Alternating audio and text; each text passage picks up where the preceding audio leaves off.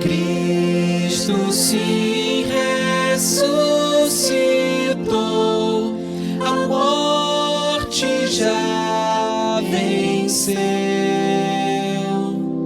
Aleluia, triunfou Jesus, Filho de Deus. Ó, quão rude cruz Deus tomou, sim, meu pecado expiou.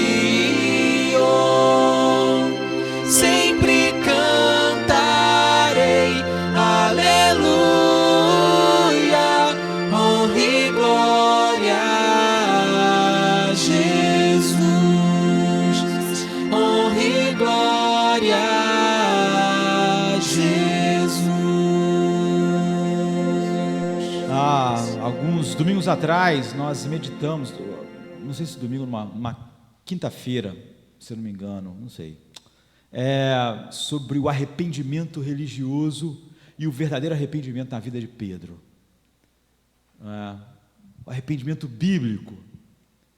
E no último domingo nós meditamos a respeito da propiciação, como a propiciação é o lugar seguro para nós olharmos todas as outras coisas e entendermos, é o coração do Evangelho. E quando nós pensamos em arrependimento nesse nível, por exemplo, há um puritano que diz assim: eu não posso orar como convém, mas eu peco. Eu não posso ouvir ou pregar um sermão de forma perfeita, mas eu peco. Eu não posso dar ofertas ou receber o sacramento de forma totalmente pura, mas eu peco. Não, eu não posso confessar sequer meus pecados perfeitamente, mas as minhas próprias confissões ainda são agravos deles. Meu arrependimento precisa se arrepender, minhas lágrimas precisam ser lavadas, e a própria lavagem das minhas lágrimas ainda precisam ser lavadas mais uma vez com o sangue do meu Redentor. William Beveridge disse isso em 1720, em Londres. Nós somos uma geração que pouco chora, não é? Nossa tragédia está em olhos secos. Então, quando nós estávamos meditando, eu lembro que nós falamos que Lutero, falando sobre arrependimento na vida do Filho de Deus, ele disse assim: nós fomos chamados a uma vida de arrependimento. Esta vida, por isso, não é justiça, mas o crescimento em justiça.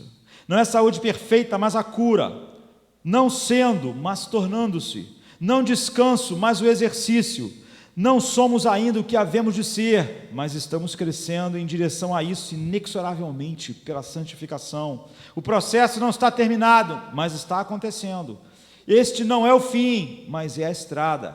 De forma plena, ainda não brilhamos em glória, mas tudo está sendo purificado a cada dia. Então Lutero disse que a vida do cristão é um constante arrependimento. E a sua primeira tese fala exatamente a respeito disso, né? Agora, ao mesmo tempo, no domingo, nós meditamos sobre a propiciação que há no sangue de Cristo.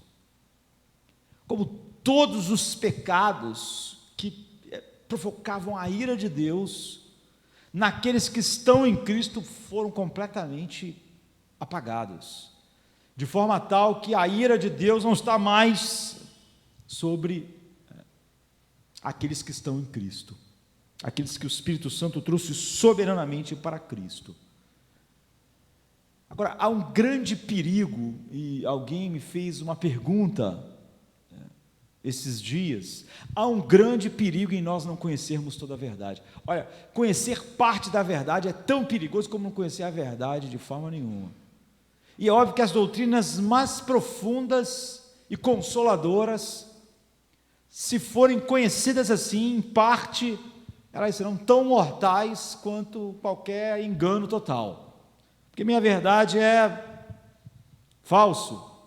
E você vê que nessas duas coisas há um elemento de tensão, que tem feito muitas pessoas a escorregarem completamente para o erro mais crasso possível, com a vida de Deus, mesmo quando eles falam sobre a graça de Deus e sobre o poder purificador do sangue de Cristo, o poder do sangue de Cristo que fez a propiciação, como Paulo diz, nós temos a propiciação em seu sangue. A primeira carta de João está falando sobre, João coloca vários testes para saber se você é um verdadeiro cristão ou não, porque lá, naqueles dias, muitas pessoas e muitos líderes viviam uma vida e ensinavam coisas que evidentemente mostravam que eles estavam fora da verdade que regenera o homem. Mas eles se achavam salvos, se achavam parte da igreja. Então a primeira carta de João, ele dá vários testes. E um desses testes é a confissão de pecado. Ele diz: a confissão de pecado é uma das provas certas de um coração regenerado. Então ele oferece várias provas de salvação, vários testes para nós olharmos para nós mesmos e termos segurança, para que o verdadeiro e o falso possa ser distinguido. E a confissão deles, em 1 João 1,8, ele diz: se dissermos que não temos pecados, enganamos a nós mesmos, e a verdade de Deus não está em nós. Mas se confessarmos os nossos pecados, Ele é fiel e justo para nos perdoar os pecados e nos purificar de toda injustiça. Se dissermos que não temos cometido pecado, fazemos Deus mentiroso, e a sua palavra não está em nós. Então, havia pessoas que estavam dizendo exatamente isso, elas eram parte da igreja visível, e havia líderes dizendo isso, porque há uma tensão entre todos os pecados foram expiados e propiciados em Cristo, e eu confessar diariamente os pecados. E ao ver essa tensão e não compreender toda a verdade de Deus, aquelas pessoas se desviaram. Então era falso negar o seu pecado. E o verdadeiro Filho de Deus, ele confessa, ele é alguém que sente o pecado, confessa o pecado, deseja o perdão do pecado, abandona o pecado. Na verdade, a glória do Evangelho, onde ele brilha gloriosamente, é que ele oferece perdão completo para nós, de todo o pecado. Quando um pecador é regenerado e justificado, o perdão de Deus para ele é completamente abrangente. Ele retira toda a vergonha, toda a culpa e toda a punição para sempre. Essa é a verdade bíblica. E ele substitui tudo isso, a culpa, a vergonha, com justiça, segurança e recompensa eterna. O perdão é um dom de Deus. Ele é inviolável. Ele é irrevogável. Nada nem ninguém pode fazer que o perdão que Deus concedeu possa ser retirado, possa ser suspenso. Ninguém pode fazer Deus mudar de ideia quando Ele justifica alguém. Quando Ele justifica, Ele diz que aquela pessoa é justa aos seus olhos. Ninguém pode alterar isso, cancelar o perdão de Deus. Então a promessa a qual nós nos apegamos, por exemplo, em Romanos 8:1, é maravilhosa. Diz assim: nenhuma condenação há para os que estão em Cristo Jesus. Não é nenhuma condenação há agora, mas talvez amanhã, não, nenhuma condenação há. Nunca mais. Nunca mais há condenação. Portanto, agora nenhuma condenação há para os que estão em Cristo Jesus. Se você está em Cristo, se você foi regenerado, se o Espírito Santo gerou essa nova vida em você, nunca mais. No final desse capítulo 8 de Romanos, no versículo 28, Paulo diz: todas as coisas agora cooperam para o bem daqueles que amam a Deus, daqueles que são chamados segundo o seu propósito. Ou seja, Deus trabalha tudo para o bem deles. Que bem? O bem final,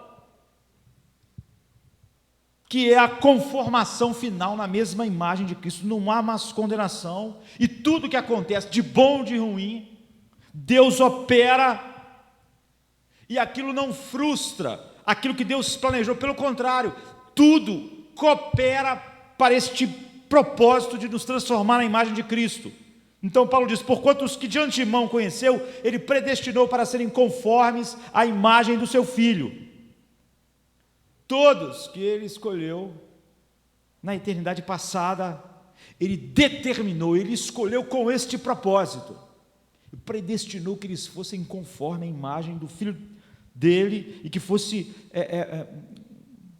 troféus da imagem de Cristo, expressando a sua glória para todo sempre. Então Paulo diz que todos os que ele escolheu e predestinou, ele vai chamar, vai levar até a glorificação e transformá-los na imperfeita imagem de Cristo. Vai ser realidade. Então no versículo 30 ele diz, e aos que predestinou, a esses ele chamou, e também justificou, e aos que justificou, a esses também glorificou. Lá de uma eternidade a outra eternidade. Não há condenação para aqueles que estão em Cristo. Então Paulo no capítulo 8, ele vai construindo a firmeza desse alicerce, porque Deus leva todas as coisas para o bem desse propósito final, e Ele opera soberanamente sobre todas as coisas para chegar a esse fim. Foi o que Deus fez na eternidade passada, é o que Deus está fazendo agora. Ele nos escolheu em Cristo para salvar e nos conformar à imagem de Cristo, e Ele vai realizar isso, e essa é a verdade de Deus. Em seguida,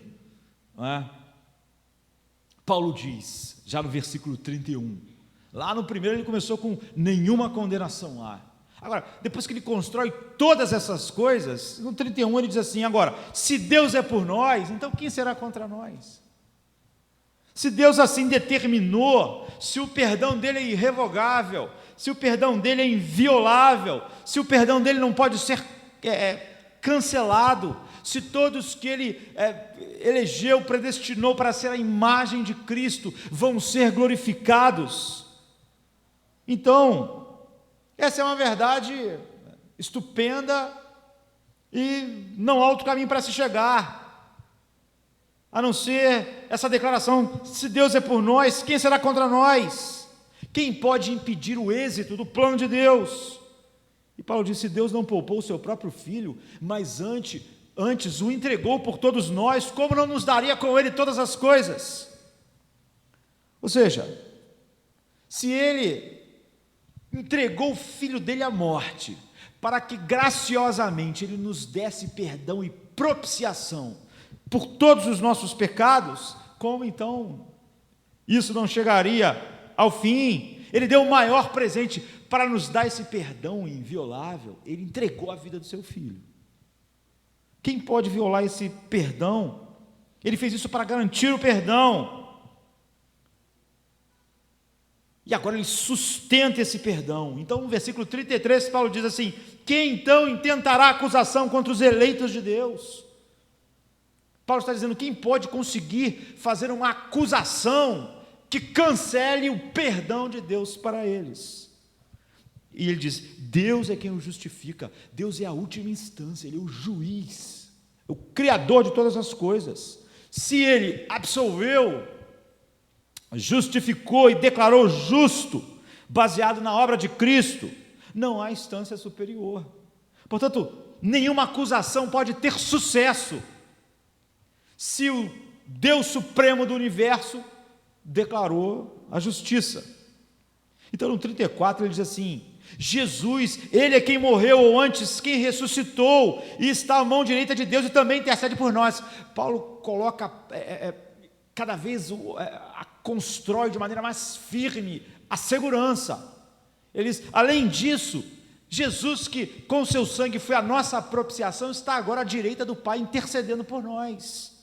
Ninguém pode trazer uma acusação, lá está Ele, Ele é a propiciação pelos nossos pecados. Então o veredicto de Deus é imutável, ninguém pode levantar uma acusação diante do trono de Deus, por causa de tudo aquilo que Deus fez lá na eternidade, continuou fazendo, enviou o seu Filho, entregou a morte, fez a propiciação, e agora nós temos um advogado de defesa junto ao Pai o tempo inteiro,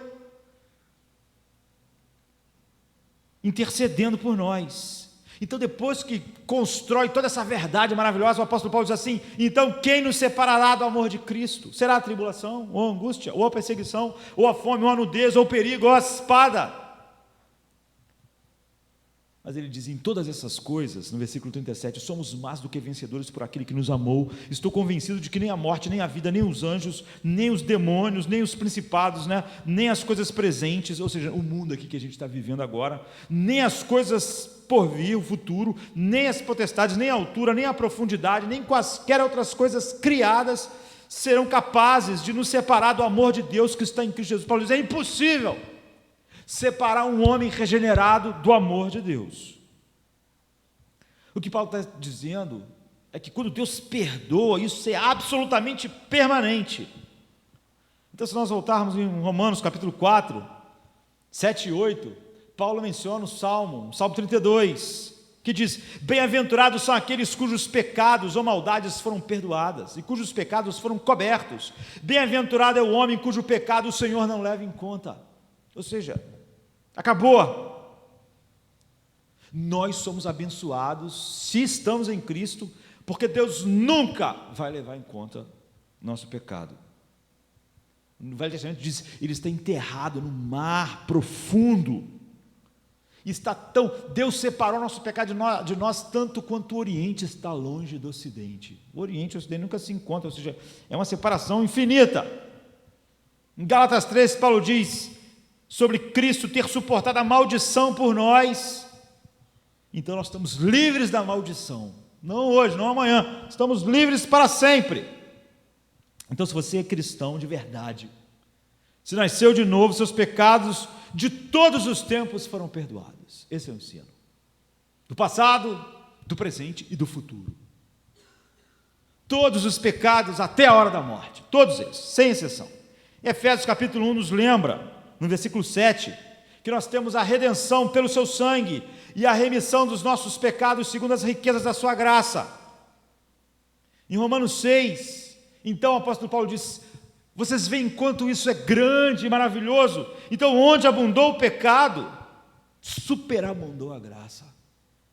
Não há nenhuma maneira de uma pessoa regenerada, perdoada, justificada, para quem foi feita a propiciação, tudo isso ser revertido. Esse é o ensino claro do Evangelho. Ser revertido diante do tribunal de Deus, porque o tribunal de Deus já deu o seu veredicto sobre aqueles que estão em Cristo. Então eu quero deixar bem claro que todos os pecados dos verdadeiros filhos de Deus foram perdoados. Isso é a generosa misericórdia de Deus sobre todos aqueles que foram levados pelo Espírito Santo através do chamado eficaz, da regeneração, arrependimento verdadeiro, a abraçar tudo que Cristo fez e tudo aquilo que Deus é para nós em Cristo. Agora, isso tudo é verdade, mas de acordo com 1 João 1,1, nós continuamos confessando nossos pecados. Essa é a atenção. O versículo 9 diz: porque se confessarmos os nossos pecados, Ele é fiel e justo para nos perdoar os pecados e nos purificar de toda injustiça. João aqui está dando uma série de testes, ele está declarando fatos de quem está na luz e quem não está na luz, de quem é filho de Deus e quem não é. Ele está dizendo: os verdadeiros filhos de Deus são homens que habitualmente confessam pecados. Eles estão continuamente desejando ser perdoados. Eles são conhecidos como pessoas penitentes, que sentem o seu pecado, que confessam o seu pecado e que estão sempre ansiosos por se arrepender, por confessar o pecado, por abandonar o pecado. São confessores de pecados, não é? O contexto de João é esse. Na primeira carta, ele está fornecendo testes para verificar o verdadeiro crente. Ele dá um monte, e um deles é esse: que os verdadeiros filhos de Deus confessam os pecados, que na realidade eles antes andavam nas trevas, mas que agora eles são pessoas novas. E tinha pessoas que se recusavam a confessar os pecados, baseado em meia verdade, na verdade distorcida. Então João diz: se dissermos que não temos pecado, pense em tudo aquilo que foi dito antes sobre o que Deus fez em nós, e vocês sentem a atenção.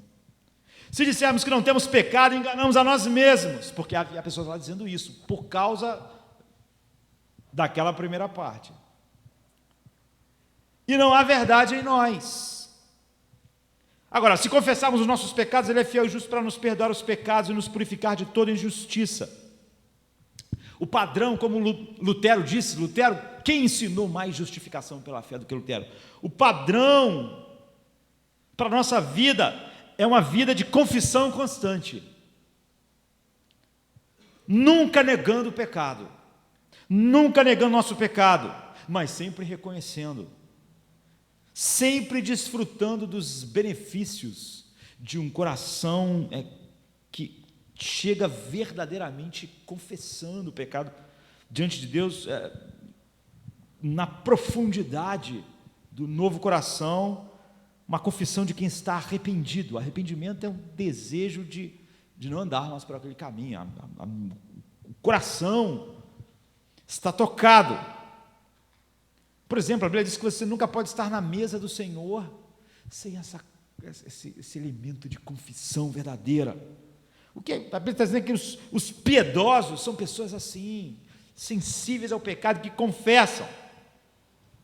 Agora, como nós citamos no capítulo 4 de Romanos, a Bíblia diz: bem-aventurado aquele cuja transgressão é perdoada. Isso é citando o Salmo 32. Para você ver, Davi tinha uma compreensão do que nós falamos antes.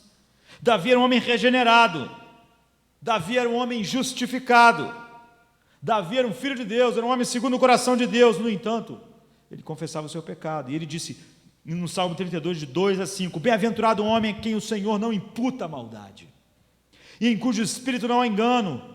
Quando eu guardei silêncio, envelheceram os meus ossos pelo meu bramido em todo dia, porque de dia e de noite a tua mão pesava sobre mim, e o meu vigor se tornou em sequidão de estio. Mas então eu confessei o meu pecado, e a minha maldade eu não encobri. Dizia eu: confessarei ao Senhor as minhas transgressões, e tu perdoaste a maldade do meu pecado. Davi era um crente, Davi era um homem justificado, Davi era um filho de Deus. No entanto, enquanto ele não confessou o pecado, ele sentiu uma enorme pressão, como se todos os fluidos do seu corpo tivessem secado. Ele estava angustiado, e ele disse que andava ansioso por toda parte, sendo consumido por dentro. E o que estava consumindo Davi? A culpa. A culpa estava inundando a sua mente, tendo um impacto no seu corpo, na sua saúde, porque ele disse que estava secando. Então ele confessou o seu pecado, ele abriu o coração, e ele sentiu o livre fluxo do perdão de Deus e a restauração de Deus na sua vida.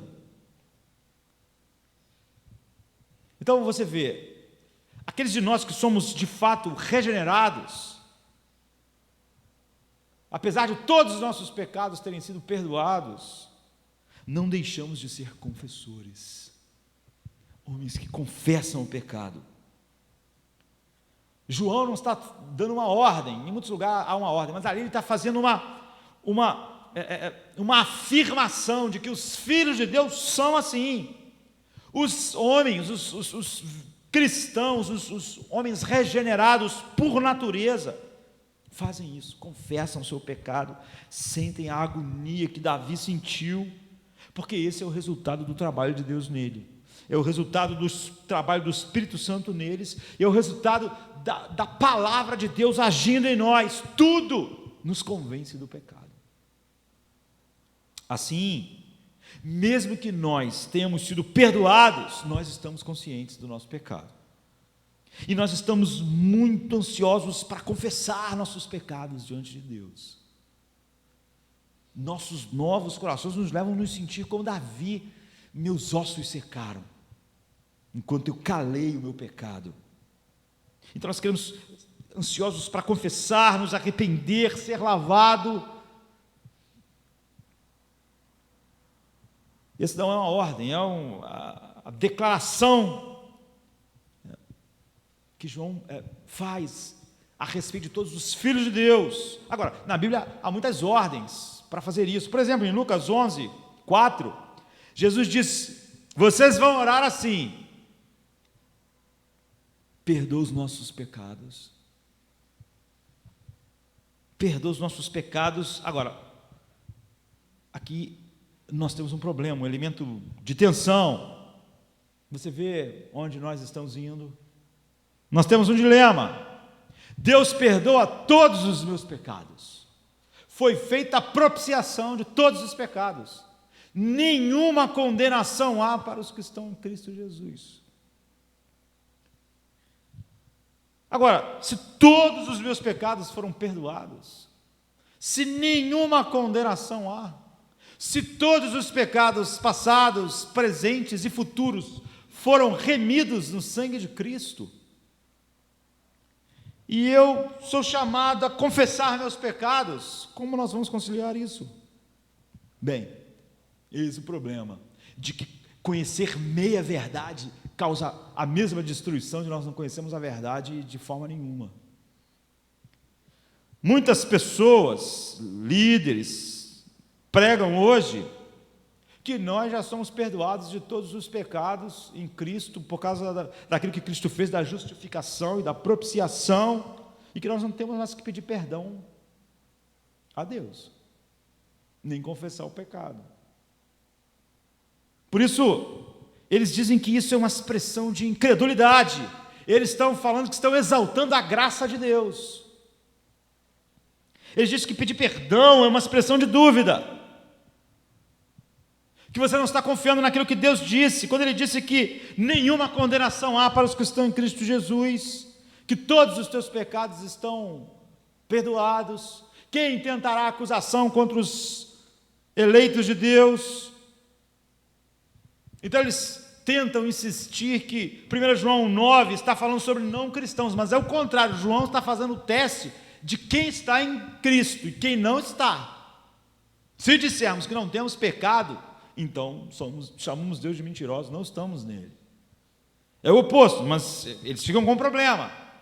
Um grande líder americano, pregando a respeito disso, ele diz: a pessoa vive em insegurança diária, porque ela duvida que seus pecados todos já foram perdoados.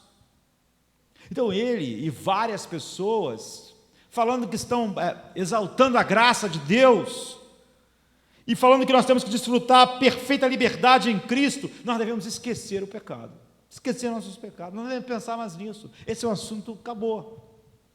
Você vive a liberdade em Cristo porque você não pensa no pecado. Você esquece tudo, abraça o perdão de Deus, a realidade total da obra feita por Cristo, e nunca mais dá atenção ao pecado.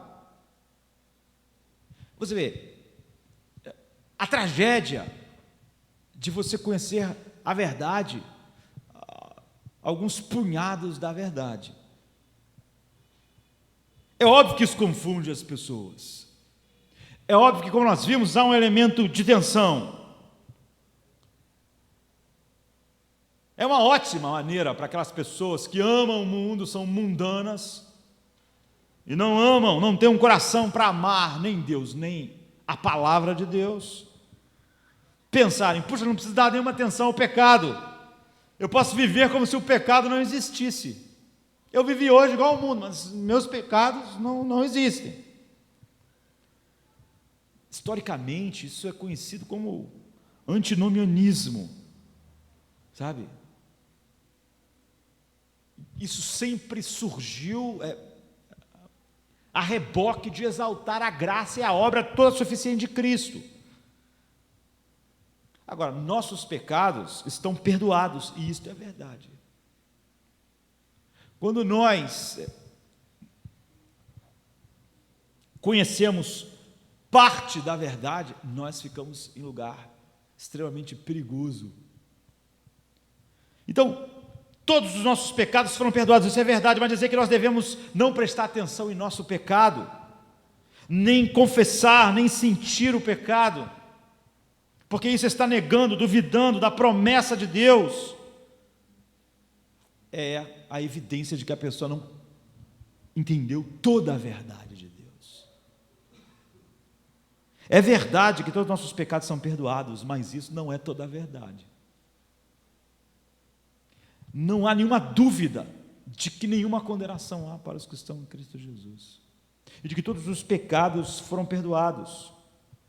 Ou seja, do ponto de vista do julgamento do trono de Deus, todos os pecados de um homem regenerado foram perdoados, mesmo aqueles que ele não cometeu ainda. No momento na história, Deus castigou e derramou a sua ira sobre Cristo por causa de todos os pecados da vida dos redimidos durante toda a vida, a sua vida.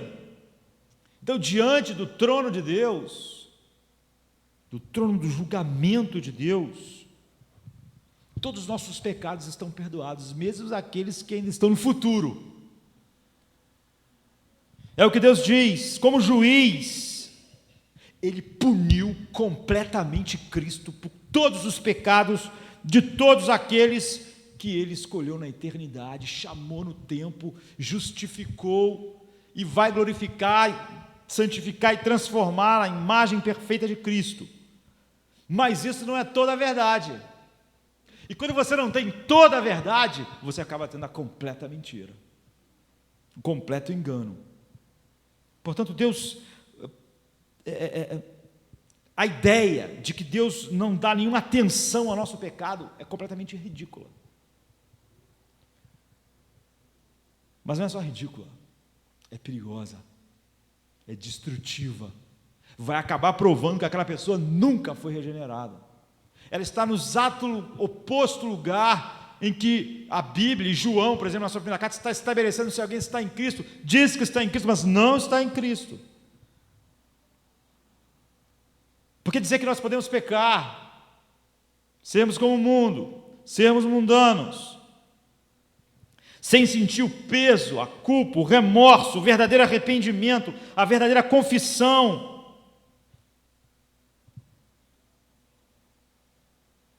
dizer que a pessoa não está debaixo do descontentamento de Deus, não é só uma ideia um pouco errada, é completamente herética. É, por fim, a negação de toda a verdade.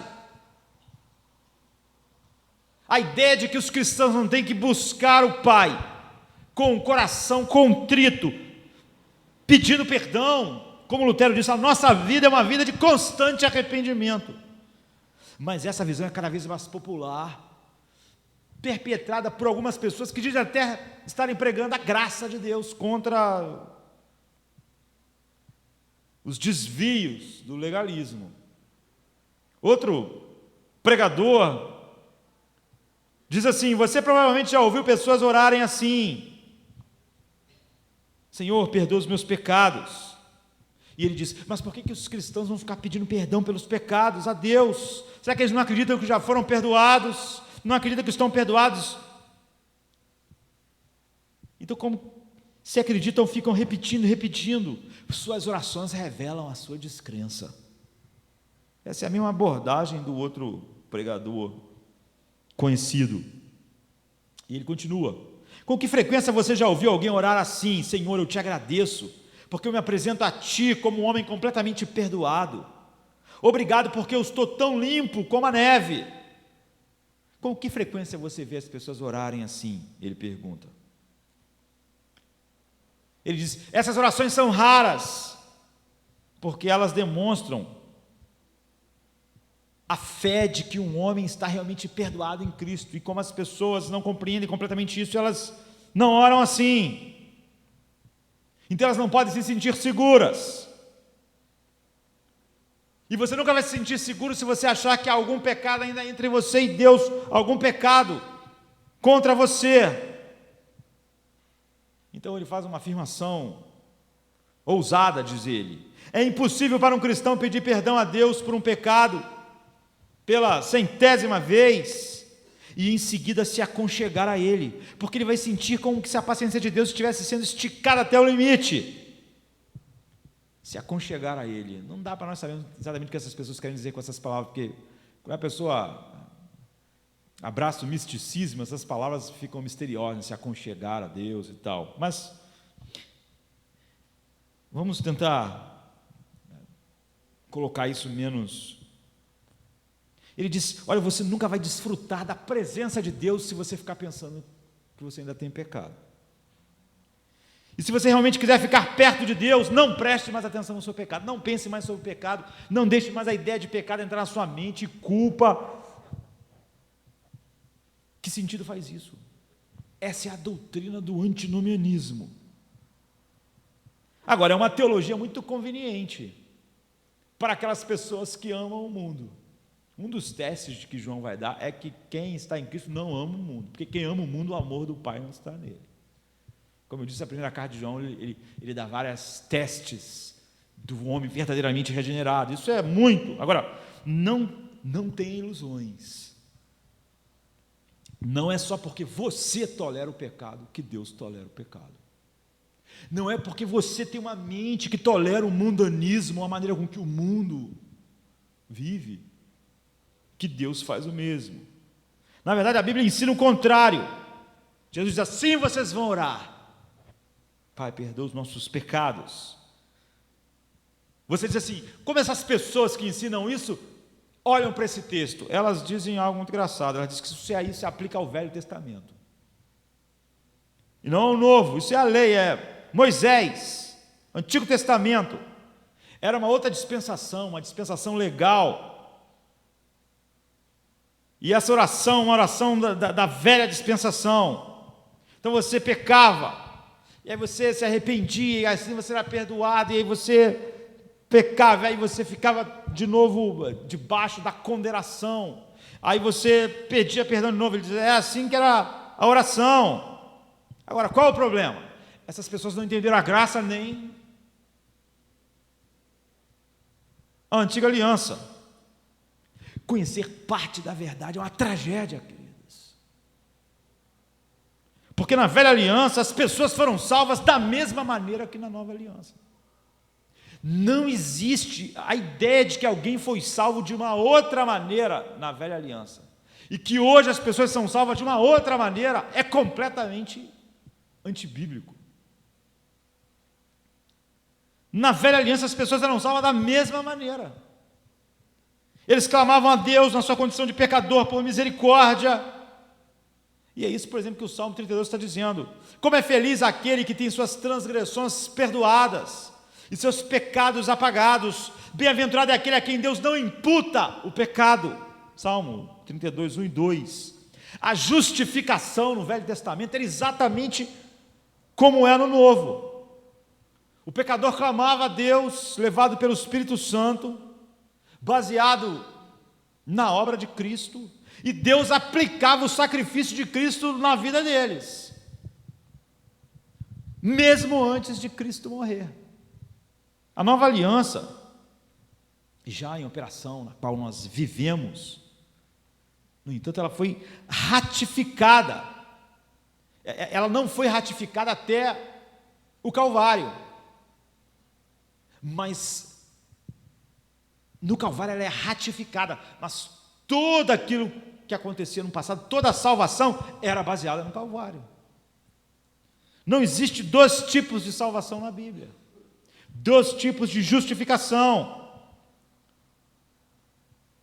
Se você confessar o pecado de uma maneira muito profunda, a confissão tem o mérito, o arrependimento tem o mérito que merece o perdão. Isso não existe na Bíblia. É sobre isso que Martinho Lutero falando sobre a ideia de que o arrependimento é meritório. Não, nunca houve na Bíblia. Ninguém jamais, lendo a Bíblia, pode chegar à ideia de que existiu salvação condicional em algum momento na história, ou que alguém foi salvo fora do sangue de Cristo. Porque o que apagaria o pecado dessa pessoa? o que a faria justo diante de Deus? Nunca houve salvação pela lei. A ideia de que no Velho Testamento pessoas eram salvas pela lei, a lei não pode justificar ninguém. Nunca houve salvação pelas obras. Então, quando a pessoa tenta, não, essa oração é para... Ele não entendeu nem como as pessoas são salvas agora, porque ela nunca entendeu como as pessoas são salvas. E ela acha que a pessoa foi salva no Antigo Testamento de uma outra maneira, fora de Cristo. Eles não entenderam o papel da lei. A lei veio para que o pecado abundasse. Nenhum homem foi justificado pela lei. Ninguém jamais foi justificado pela lei. Ninguém pode salvar a si mesmo. Nenhuma quantidade de penitência, nenhuma quantidade de confissão, nenhuma quantidade de manutenção da lei poderia superar o fato de que o homem é totalmente depravado e está sobre a ira de Deus. Não podia superar o juízo de Deus contra o seu pecado. É isso que Davi está expressando, é isso que toda a Bíblia expressa. Precisava de um substituto. Que no Velho Testamento havia sacrifícios apontando para o que Deus ia fazer. Um sinal que a morte do Filho de Deus um dia, no Calvário, expiaria o pecado daquelas pessoas. Então não existe essa coisa de, essa oração de pedido de perdão pertence à velha aliança, como não existe 2 tipos de salvação na Bíblia. Então não existe essa coisa, não, isso era quando era lei, porque agora na graça, os homens sempre foram salvos pela graça de Deus. Ninguém foi salvo pela lei. A lei não pode justificar ninguém. Então sobre a velha aliança, como as pessoas se tornavam salvas? Não havia um perdão condicional, diferente daquele que é aplicado a nós cristãos. O homem só pode ser salvo em Cristo, remido pelo sangue de Cristo. Então, nós precisamos entender o dilema. Quando Jesus está falando, não está pegando uma expressão legal de outra dispensação, e quando eu e vocês estamos orando, pedindo perdão, não estamos pegando uma ordem legal emprestada da velha aliança.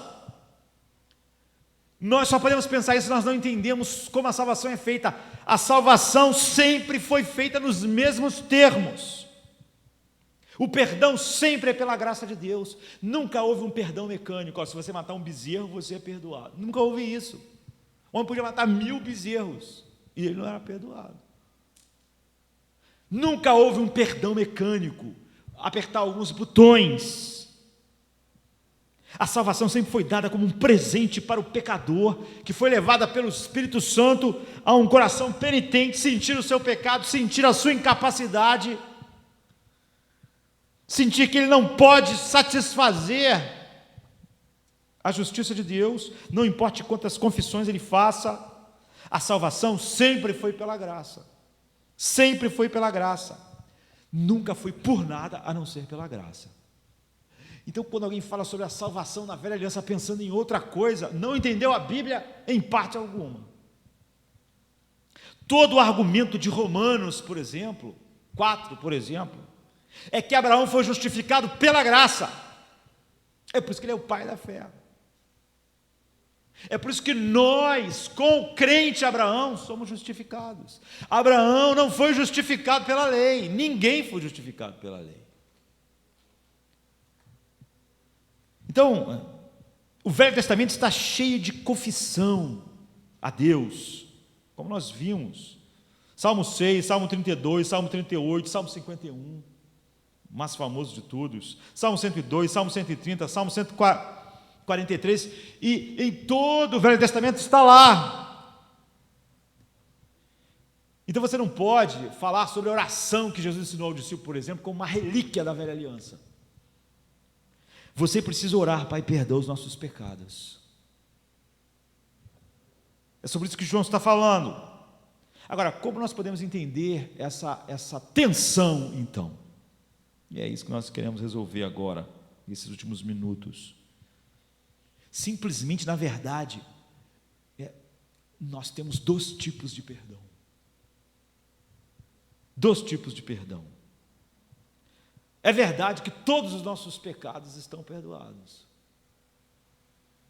Na medida que o juízo de Deus foi derramado sobre Cristo em propiciação. Mas também é verdade que nós precisamos confessar nossos pecados e pedir a Deus para perdoar os nossos pecados. Ambas as coisas são verdadeiras.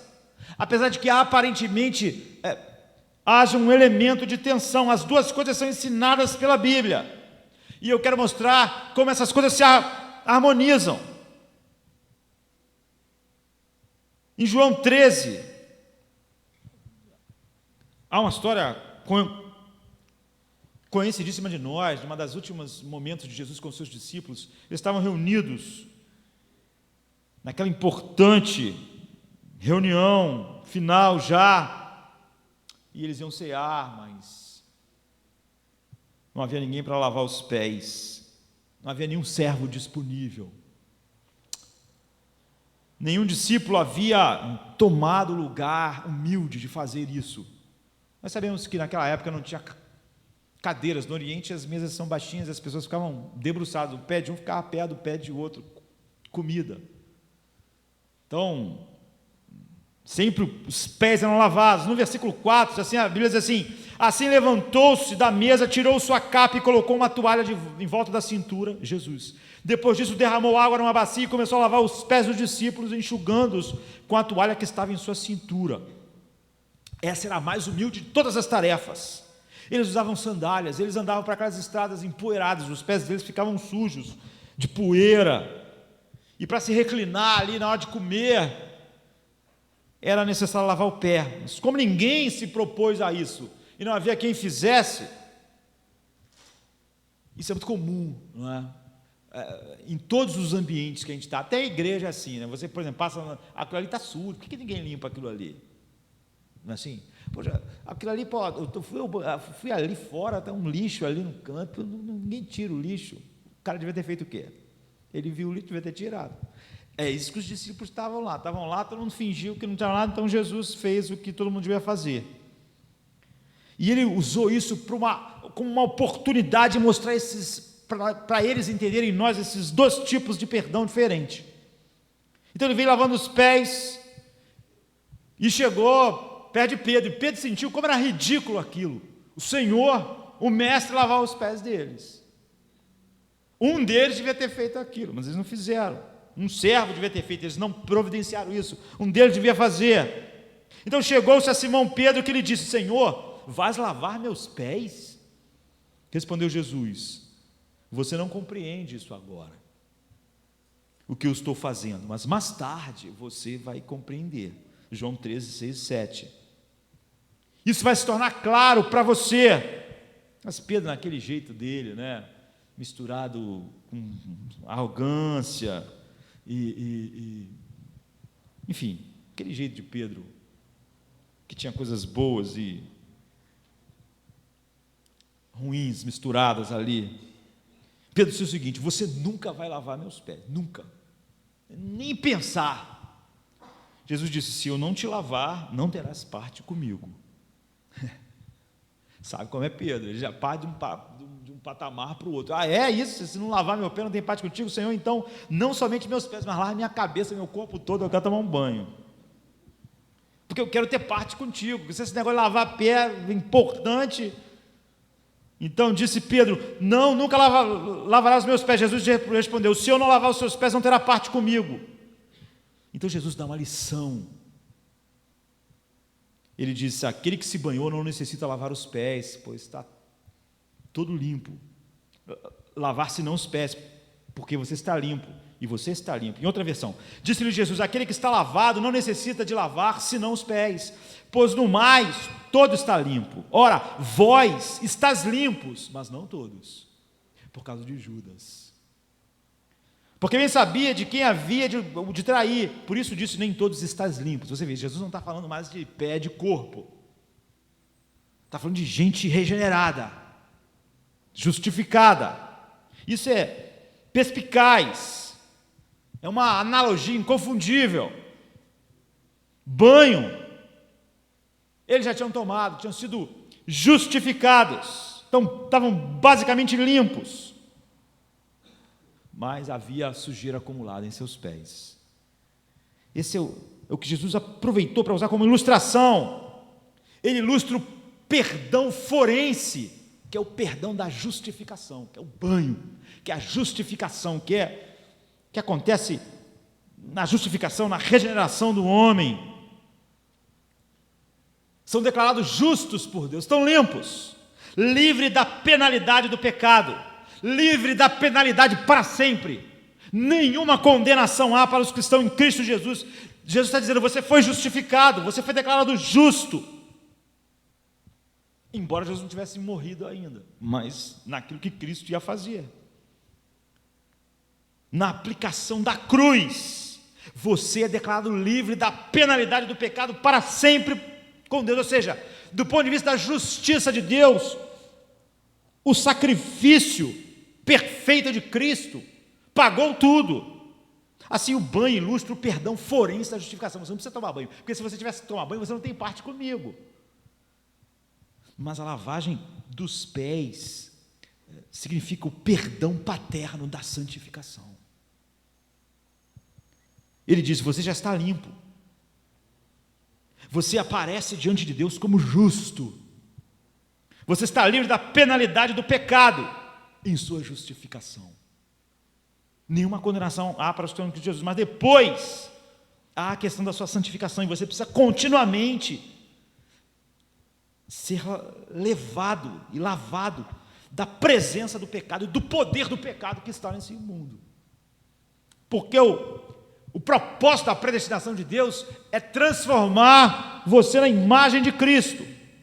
Você não precisa ser justificado de novo.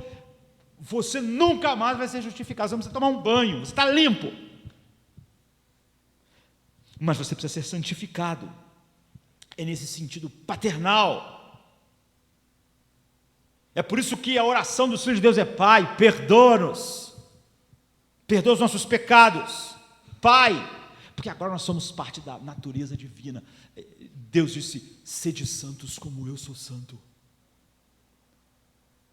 Você não está duvidando da justificação. Você foi justificado diante de Deus. Você foi liberto da penalidade do pecado. Essa é uma verdade maravilhosa, no coração dos que foram salvos.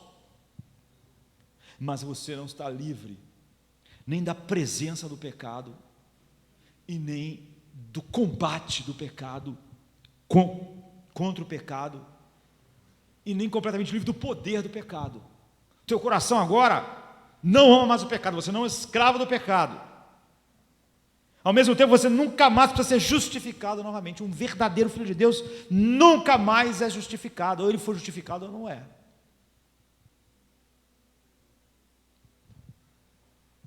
Nenhuma condenação há sobre ele. Você precisa constantemente ser lavado. Ou seja, o pecado precisa ser confessado e abandonado como um padrão regular da vida, mas não diante de um juiz que condena o homem em seu pecado, em sua ira santa ao inferno, mas diante de um pai. Caso contrário,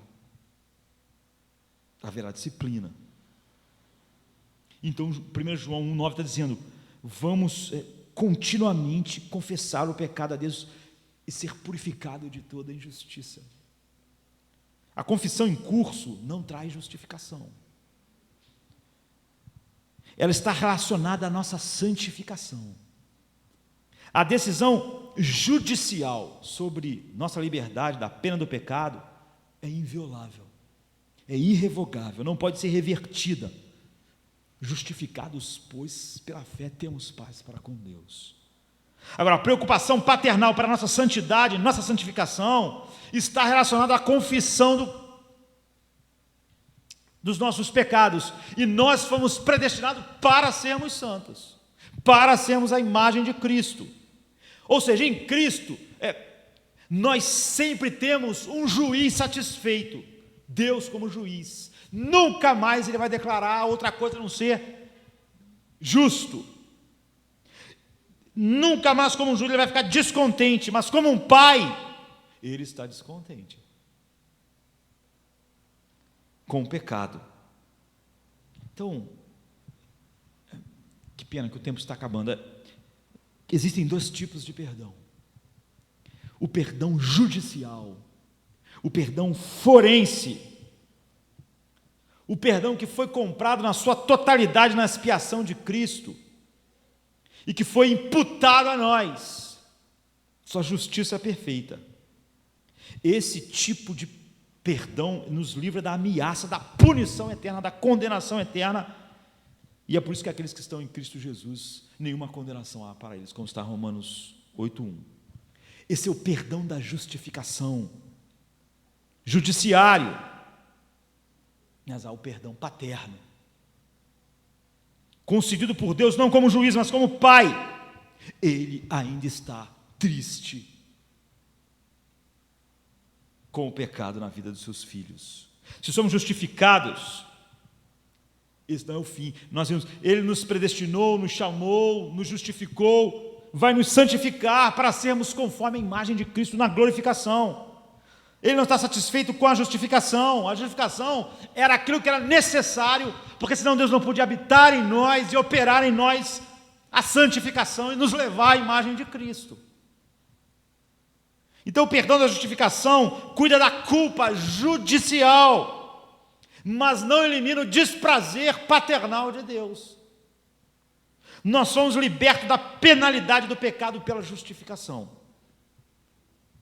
mas não estamos livres da presença do pecado, nem da consequência do pecado ainda em nossas vidas. Esse é um processo em curso. Esse é o processo da santificação, e nós estamos constantemente sendo iluminados pela palavra de Deus, enxergando cada vez mais claramente o pecado à medida que somos feitos cada vez mais santos e parecidos com Cristo. Então estamos confessando e sempre sendo perdoados e purificados. A justificação é uma realidade fixa, é um caso liquidado, nenhuma condenação há. Agora, a santificação é um fluxo crescente. Se ela não existir em nossa vida, é evidente que aquele perdão judicial não aconteceu, porque ele vem com este propósito. Agora, em termos de punição em quem for justificado, nunca mais. Mas o pecado em sua vida, em sua humanidade, desagrada o Pai amoroso, retarda a santificação, conta uma mentira sobre Deus ao mundo, despreza o sacrifício de Cristo. Então nós devemos estar completamente certos que Jesus expiou nossos pecados, mas nós devemos nos preocupar com nossos pecados, porque a ideia de que Deus, como os nossos pecados foram expiados em Cristo, foram propiciados em Cristo, não se preocupa mais com nossos pecados, não se importa, é um completo absurdo. O que essas pessoas fazem com toda a ordem de Deus bíblica para vivermos uma vida assim, de santidade, santificação? Uma pessoa confusa escreveu dizendo assim: você está dizendo que Deus vai ficar zangado com seus próprios filhos se estamos já vestidos com a justiça de Cristo? Como Deus poderia ficar? Eu pensei que Deus nunca ficaria descontente com o cristão, porque ele é aceito em Cristo, como se fôssemos tão justos como Cristo, com a justiça de Cristo. Como ele pode estar insatisfeito se ele nos perdoou totalmente? Essa pessoa está confusa, ela não entendeu o Evangelho. A resposta, a pergunta: Deus pode ficar bravo com os seus filhos, irados? Pode, e aí fica. Hebreus capítulo 12 diz que Deus sempre se ira contra o pecado, não importa onde ele vê o pecado. Mesmo quando ele viu o pecado sobre Jesus, ele derramou a sua ira judicial. Isso não acontece com aqueles que estão em Cristo, mas Deus sempre se importa com o pecado porque todo pecado viola a sua santidade absoluta. Deus nunca convive com o pecado como se o pecado não fosse pecado. Então, quando diz que Deus olha para você com a justiça de Cristo, isso é uma linguagem, entre aspas, simbólica, em certo sentido, porque ela é forense. Ou seja, Ele não ignora o seu pecado. Não há nada que Deus não conheça. Ele não ignora. Aquele pecado foi punido em Cristo. Então, judicialmente, aquele pecado não vai ser punido por um juiz. Mas Deus não ignora. Então, Hebreus 12 diz: e já vos esqueceste da exortação que argumenta convosco como filhos, filho meu, não despreze a correção do Senhor, e não desmaies quando por eles fores repreendido, porque o Senhor corrige o que ama, e açoita qualquer que recebe como filho. Se suportais a correção, Deus vos trata como filhos, porque que filho há quem o pai não corrija? Mas se estáis sem disciplina, da qual todos são feitos participantes, sois bastardos e não filhos de Deus. Hebreus 12, 5 a 8. Nós já meditamos sobre esse texto, Deus como pai, como um treinador, como um médico. Isso soa como disciplina da maneira mais profunda que você imaginar, porque o Senhor corrige o que ama e açoita ao que recebe por filho. Aquela ideia, aquela pergunta, mas Deus vai ficar irritado, irado com alguém que está... É assim que Ele faz, seus filhos. Deus não suporta o pecado. Seus filhos justificados, judicialmente, não há condenação nenhuma sobre eles, mas Deus é santo.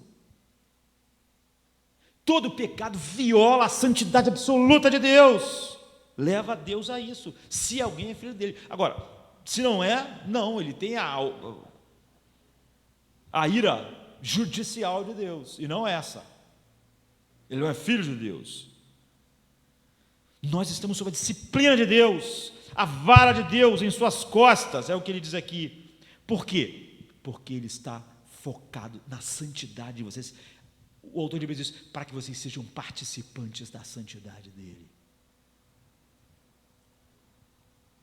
Então, o 9 diz assim, além do que tivemos nossos pais segundo a carne para nos corrigirem, e nós os reverenciamos, não nos sujeitaremos muito mais ao Pai dos Espíritos para vivermos, porque aqueles, na verdade, por um pouco de tempo nos corrigiam como bem lhes parecia, mas este para o nosso proveito, para sermos participantes da sua santidade. Deus nos disciplina, Deus odeia o pecado em nós, porque o propósito de Deus é nós sermos participantes da sua santidade. Então há o perdão forense e há o paternal, santificação. Deus vê o seu pecado, Deus está descontente com o seu pecado, Deus disciplina você por causa do seu pecado, Deus açoita com vara. E na verdade, toda correção ao presente não parece ser de gozo, senão de tristeza, mas depois produz um fruto pacífico de justiça daqueles que são exercitados por ela. Santidade é conectada com a justiça que foi satisfeita em Cristo. Mas Deus é santo, e o propósito final é nos levar a nesse processo de santificação, até nós sermos a imagem de Cristo. Então, toda a culpa foi tratada na morte de Cristo, e por causa da morte de Cristo, e porque toda a culpa foi tratada, e agora não há mais separação entre nós e Deus, por causa daquela culpa, Deus então nos toma como filhos, e nós temos a disciplina de Deus. E na verdade a Bíblia diz, por exemplo, o apóstolo Paulo, de que muitos em Corinto, por exemplo, até morreram. Quando a Bíblia diz que Deus disciplina severamente, é a verdade. Não há castigo judicial aqui.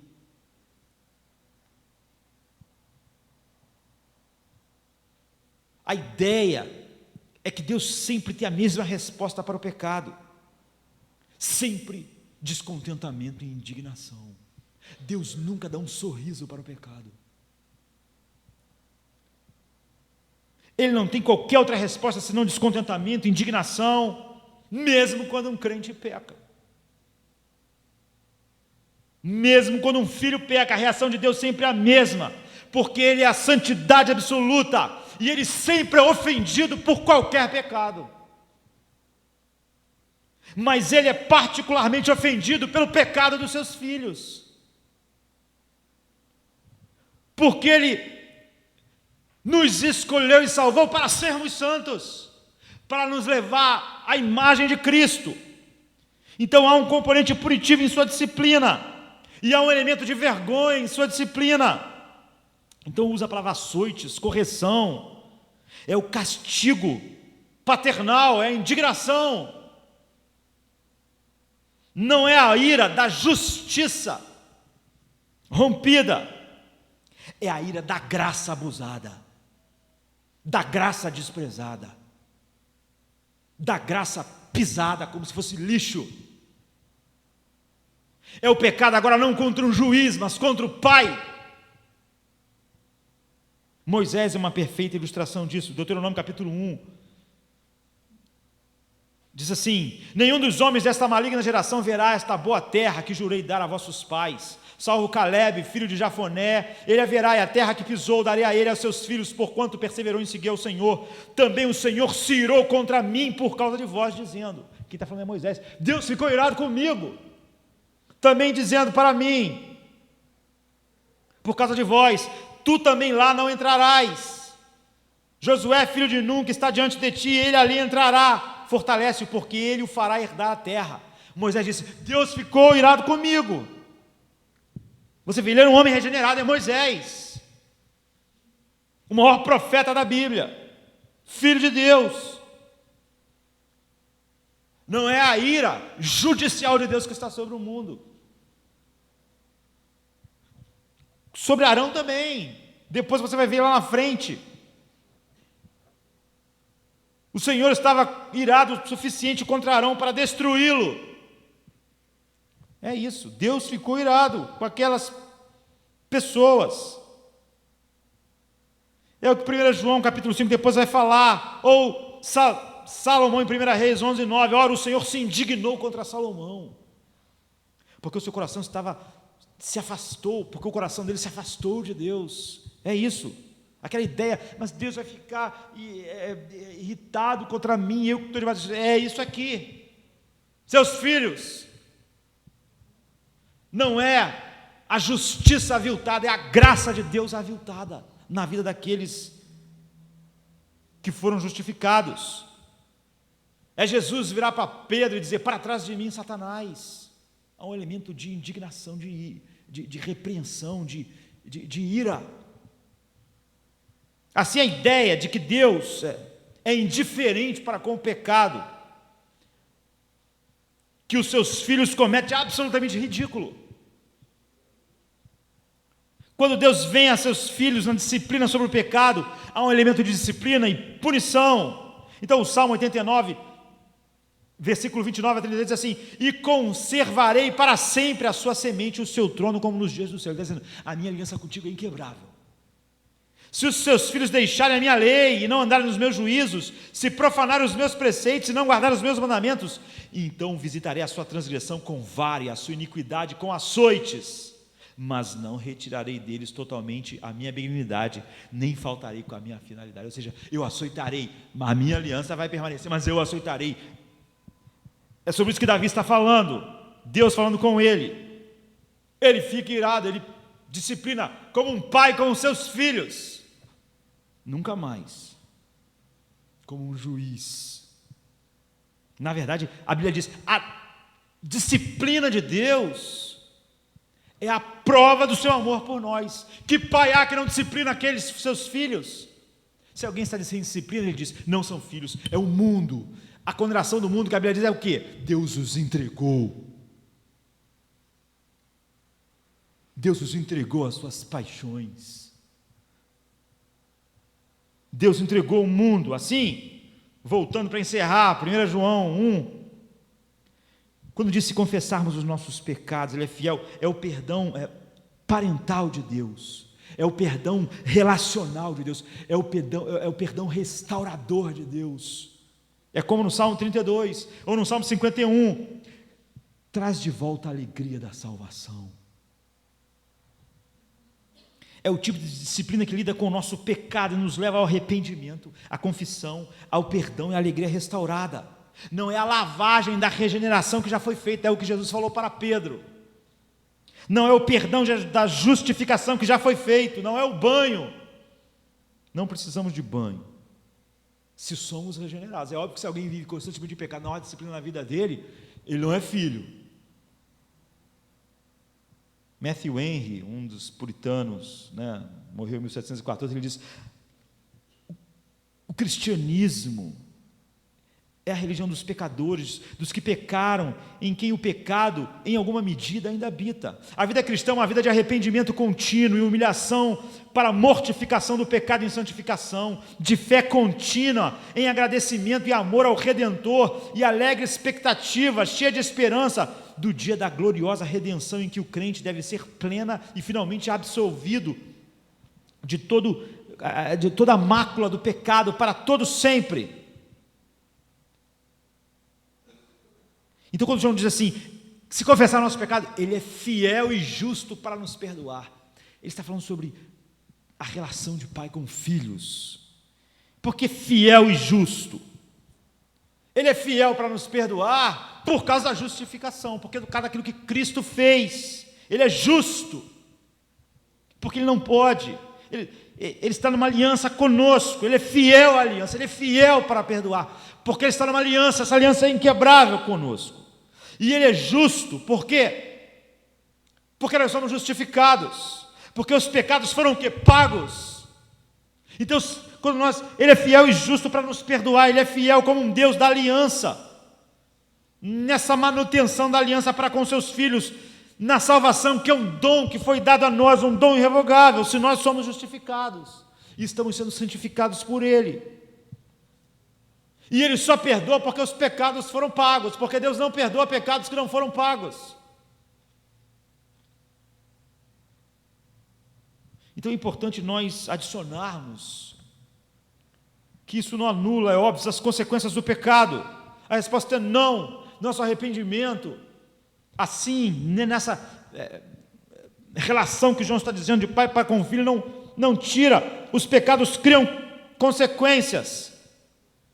As consequências, grande parte das vezes, nunca podem ser mitigadas, como na vida de Davi. É um exemplo clássico. Ele pegou com Betsabá, o marido dela foi morto.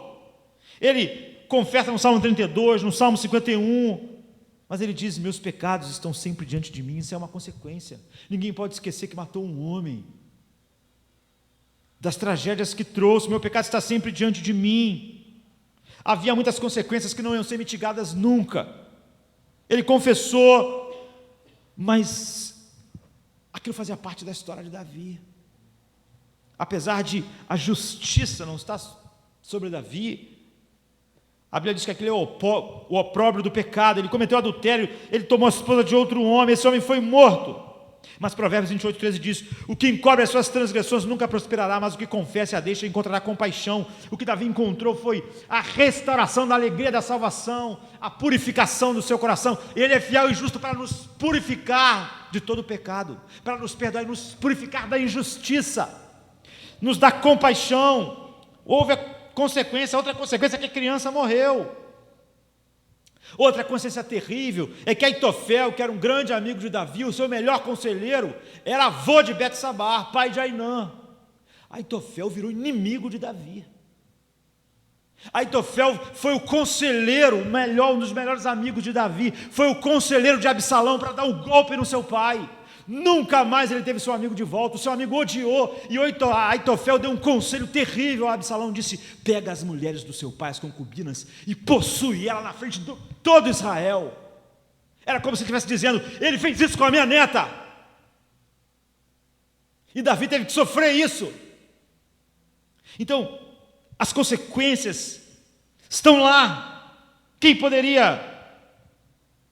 Mas Deus fez uma promessa, 2 Samuel 7,14 a Davi: este edificará uma casa em meu nome, e confirmarei o trono do seu reino para sempre. Eu tenho uma aliança com Davi, ele está justificado, ele está em mim, eu lhe serei por pai, e ele me será por filho. E se vier a transgredir, castigá-lo-ei com vara de homens, e com açoite de filhos do homem, mas a minha benignidade jamais vai se apartar dele. É isso, essa é a diferença. A minha benignidade está para sempre. É um homem justificado, é um homem sobre o qual nenhum juízo meu cai. Mas agora, se ele transgredir, eu vou castigar ele com varas.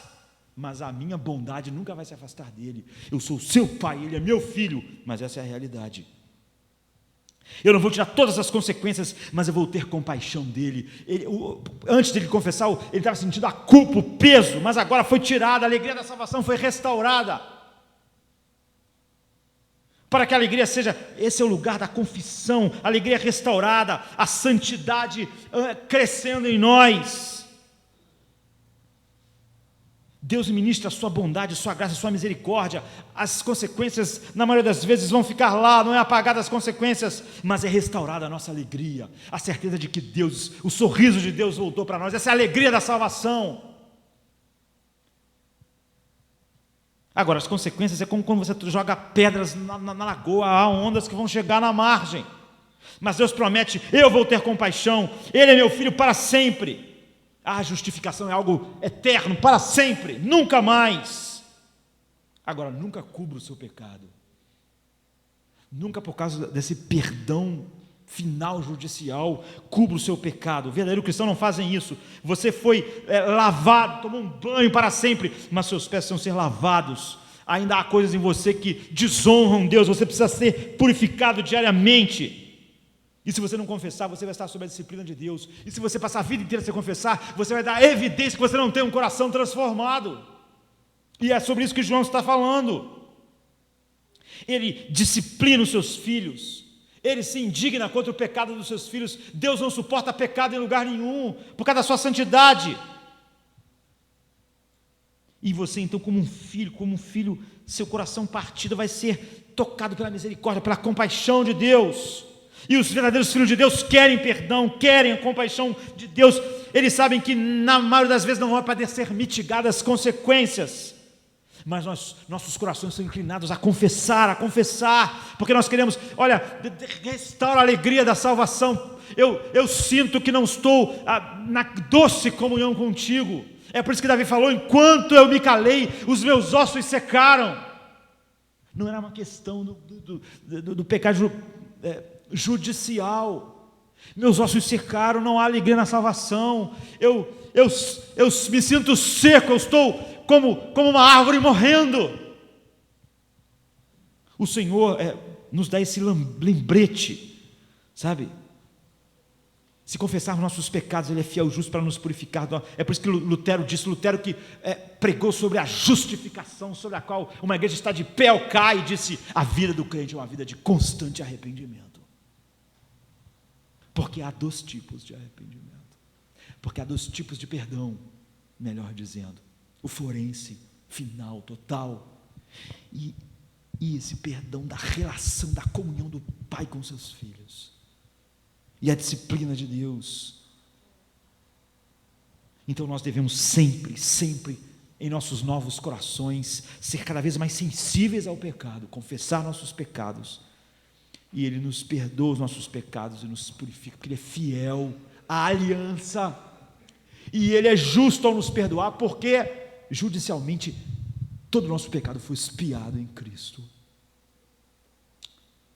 Então não há, na verdade, aquela tensão.